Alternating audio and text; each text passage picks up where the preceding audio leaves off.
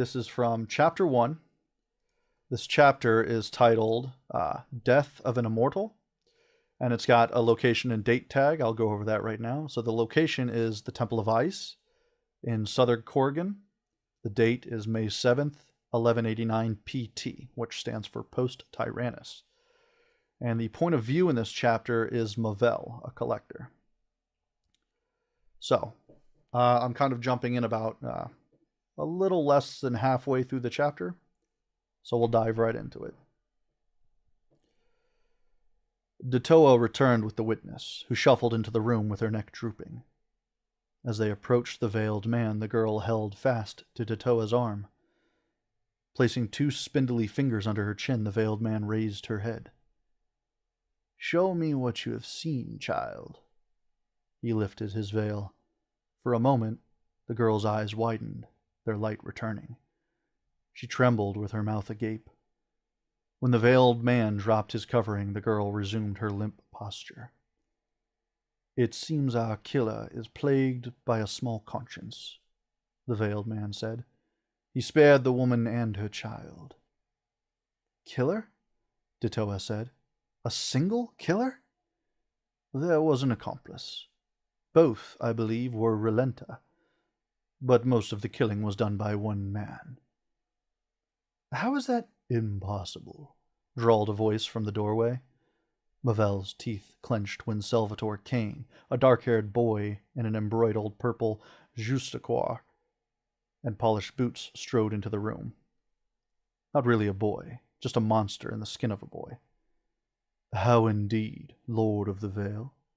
Sel approached, crossing his arms like a parent waiting for a child to explain his misbehavior. The veiled man snorted. "Are you not the Lord of Whispers, Salvatore? Did you come to be of help, or to act as your revered father's errand boy again?" Sel bristled, but his voice remained steady. "I am simply here for the child. Young Hauna has a latent foresight, so for your sake, I hope you did not harm her." "Indeed not," the veiled man said. "I have lifted the burden of this horrific event from her mind. She will henceforth have no memory of it. So, if anything, I have helped her." Sel narrowed his eyes. "And what have you done with that burden?" The veiled man tapped his temple.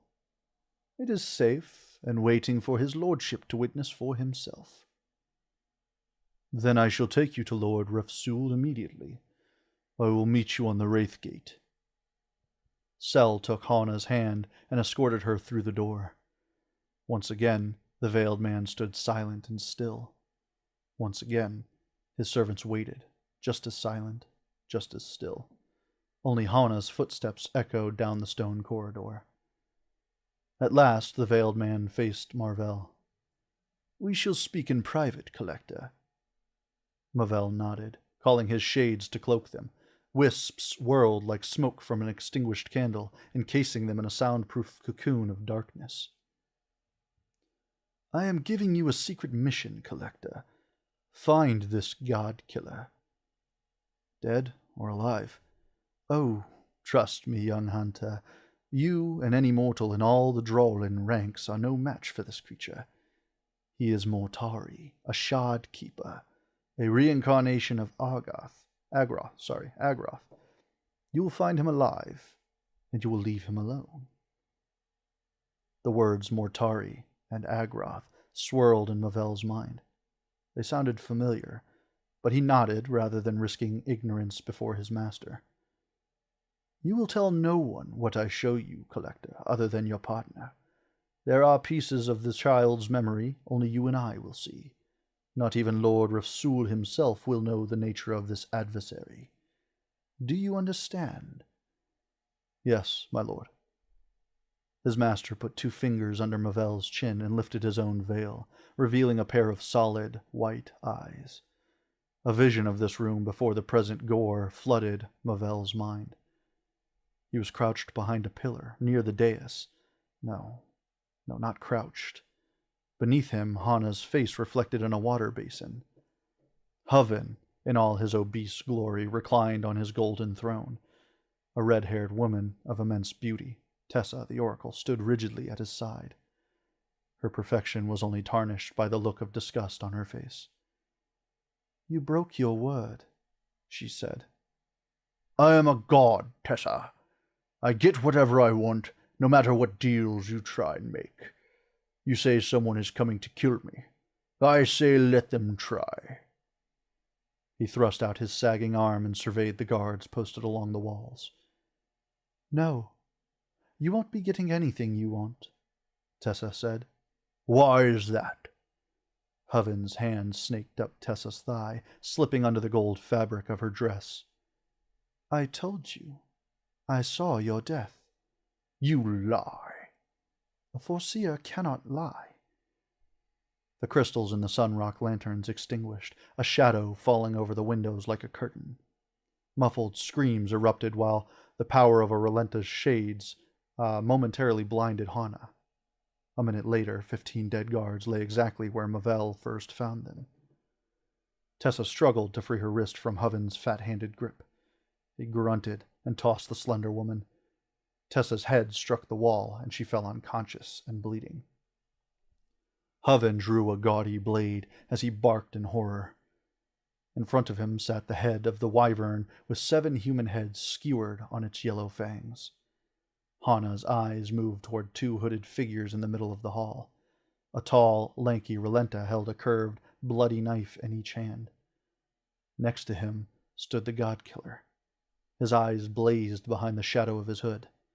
A long, glittering red knife protruded from his sleeve. He stepped forward with preternatural speed, then vanished. After a low, quick buzzing, he reappeared in front of Hoven. He lifted the knife and Hana buried her face in her arms. When Hoven's laughter filled the room, she lifted her head, eyes widening. Hoven clenched the god-killer's forearm, fending off the knife. "So glad we're all enjoying ourselves," the accomplice said.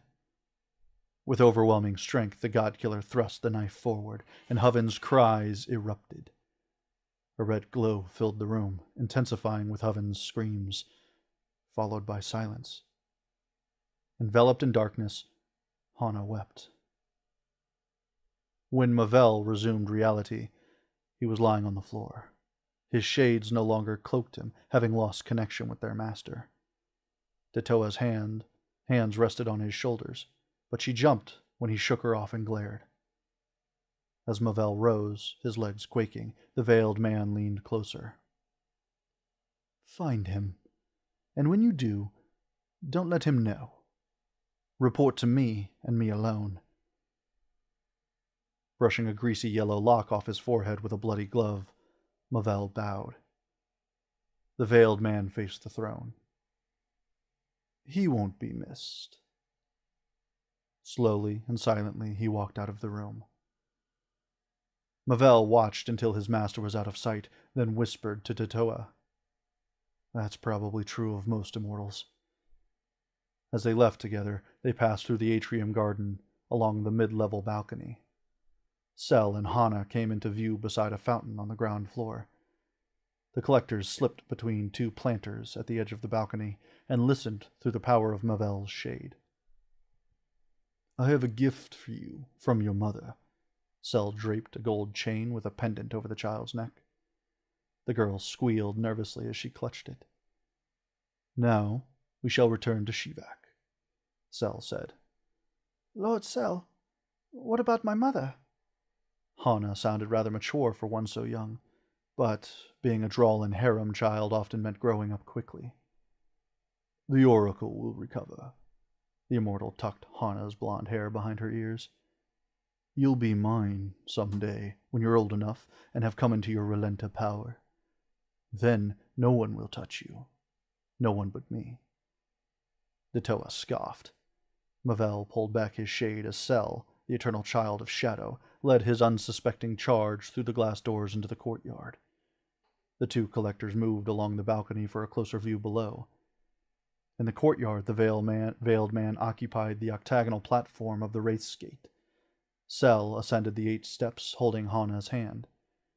3 bronze rings rotated within the gutters upon the wraith gate, and 8 bronze poles rose from holes at each corner, grinding and spinning against their stone housings. Attaching to each pole, like a net, a fog of shadow solidified for a second before vanishing, along with the 3 people. The poles sank, disappearing beneath the intricately carved platform. The bronze rings slowed to a stop. The 2 collectors stared at the empty gate from the balcony.